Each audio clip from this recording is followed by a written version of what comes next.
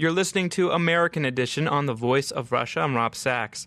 A new poll finds that most Russians support the sentencing of 3 members of the band Pussy Riot, that's a female punk band, and they were sentenced to 2 years in prison for a protest stunt against President Vladimir Putin in Moscow's largest cathedral.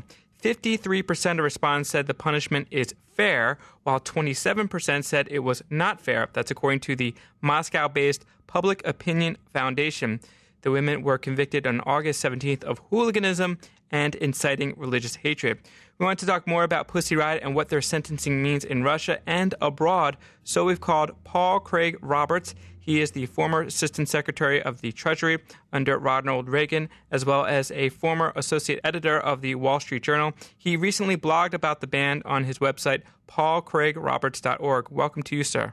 Thank you. So what do you make of the sentencing of Pussy Riot? Do you think it was fair or not fair? Well, if there is actually a law that they broke and they got a trial and the jury or whoever decided that they did break the law, then one would have to say that it would be fair. What I don't understand is the claims that Putin should override any such laws and release the women, because that would mean there isn't a rule of law. It would mean there's a rule of Putin. And so I don't know that there's anything special or unusual about the law. Most Western Europe has these type of laws. Canada has them. In the United States, we're beginning to get them. They're known as hate crimes. I saw right after the Pussy Riot case that a copycat group of women in Germany had done the same thing, and they had been arrested. So I don't see, what I find unusual about it is the amazing amount of interest and propaganda being made about one little incident in Russia about a very obscure group. No one has ever heard of Pussy Riot before. There don't seem to be any recordings under their name.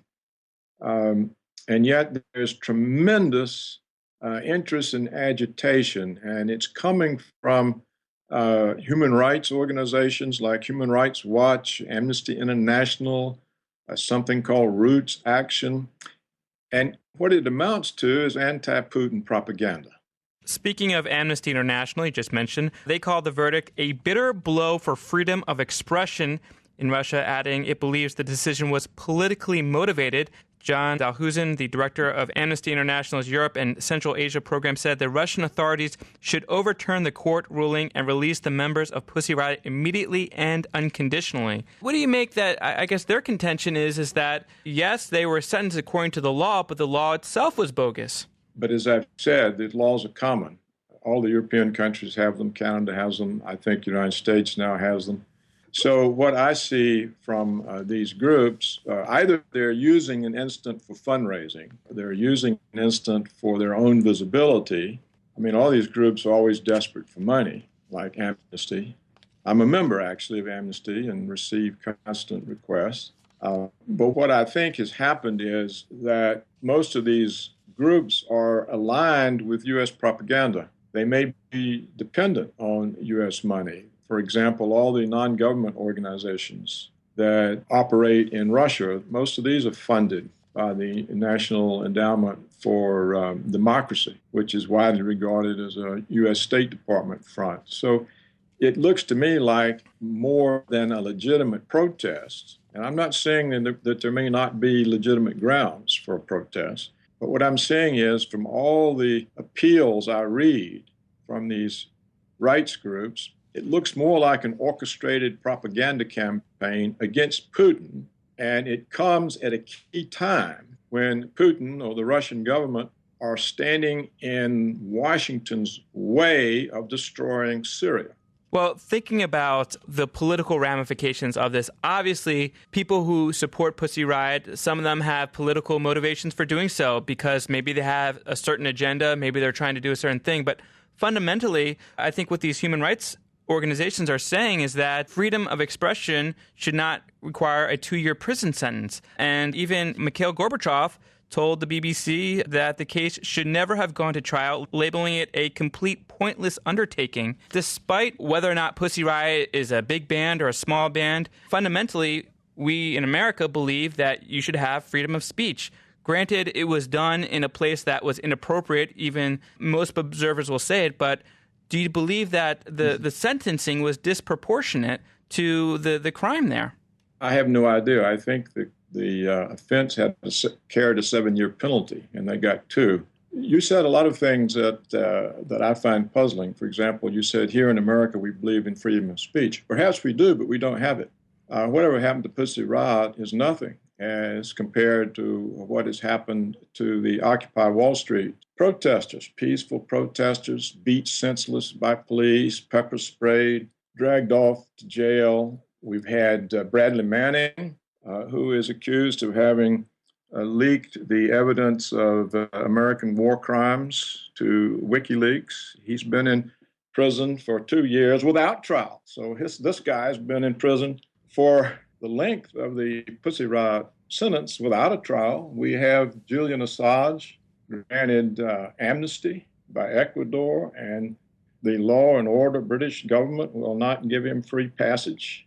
This is in total violation of international law. It seems to me that these are much more serious offenses, and they are receiving hardly any attention compared to the Riot case, which is why I think it's an orchestrated propaganda action, and that it has very little to do with the actual offense or the actual punishment. It's something that's part of trying to demonize Putin because he's in the way of the American plans for Syria and Iran. Thinking about what you just said in terms of civil liberties being trampled upon in the United States, I think in cases where, especially when you talk about the Occupy movement, you saw human rights activists coming out largely protesting against any use of force by police. The point I'm trying to make is clearly 2 wrongs don't make a right. And just because there was disproportionate use of force in Occupy movement doesn't mean that it's okay if there's a disproportionate sentencing somewhere else. Can't we condemn both things? Well, we don't know if it's a disproportionate sentencing or not. I mean, we assume there's a law. And if there's a law in the books and somebody gets convicted, then that's the rule of law. You can't say, oh, well, if you don't like the law, you could repeal it. But you can't repeal it after the event. So I think the women were poorly advised. And as I wrote in my first piece, I'm sympathetic to them. I don't believe in punishing free speech, but it's now what's done everywhere.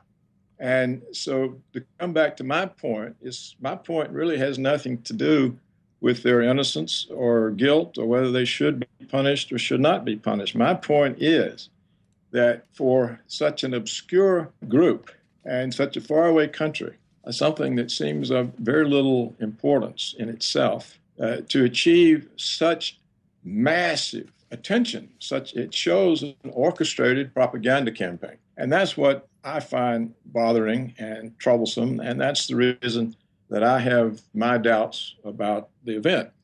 You have your doubts that what happened? What do you mean the event?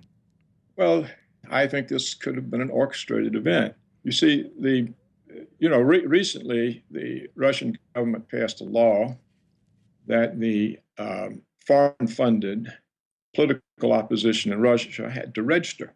Now, it's funny, they would wait 20 years to do that. In the United States, if you were a foreign-funded organization carrying on political opposition and you weren't registered, you'd be arrested. So if we have such infiltration inside Russia of foreign-funded non-government organizations, which apparently comprise most of the Russian political opposition, then it's entirely possible that all kinds of funding of other protest type of activities are going on in this way. So, in other words, we don't know whether this is just another instrument of American foreign policy or not. And the sort of troubling thing about it is we have, for example, I take this magazine Torture, and all over the world there are horrific cases going on, horrific. and yet we don't see public attention focused on them. And yet this is a relatively mild mannered thing. The women weren't raped, they weren't waterboarded, they weren't beaten, they weren't pepper sprayed. They apparently were given a fair trial in terms of the legal system there, and they received what seems to be a lighter end of the sentence. And yet this is in the world news, but not these horrific cases of just brutal tortures and murders and that go on. And so you have to ask yourself, why is that? And the question that I came up with is the Russian government is in Washington's way in Syria and in Iran. And this is part of the demonization of the Russian government. So going forward, do you think that a hate crime like burning a cross or something like that, is that similar to what you said that we have similar hate crimes here? Do you think what they did was a hate crime? I don't know. But you were talking about freedom of expression, and there's all kinds of freedom of expressions that are no longer possible. For example, in Europe, if you raise factual questions about the Holocaust, they imprison you for long times. Well, certainly they have less freedom of expression when it comes to Holocaust deniers in Germany. That is true. Yeah, and not just Germany, Canada, just about any European country. So, but I'm not, again, as far as I'm personally concerned, the issue is not the crime itself, it's the furor over it that's suspicious. In my own opinion, if the protests don't back Putin into a corner or back the Russian government into a corner, I would expect the sentence to be commuted after a few months. But if such a huge issue is made out of it, then I don't think the Russian government would be able to back down, because the nationalist forces would object. They would say, well, you've been intimidated by the West. I think that all this protest in their behalf is likely to hurt them rather than help them, because it makes it more difficult for whoever the responsible party is in the Russian government to commute the sentence. I think many people looking at this will agree with you on that last point, too, that it seems unlikely that anything will change given the attention it's gotten and how people have dug in at this point. But we very much appreciate your analysis on this issue. That is Paul Craig Roberts. He is a former Assistant Secretary of the Treasury under Ronald Reagan, as well as a former Associate Editor of the Wall Street Journal. He recently blogged about the band Pussy Riot on his website, paulcraigroberts.org. Thanks again for your time. You're welcome.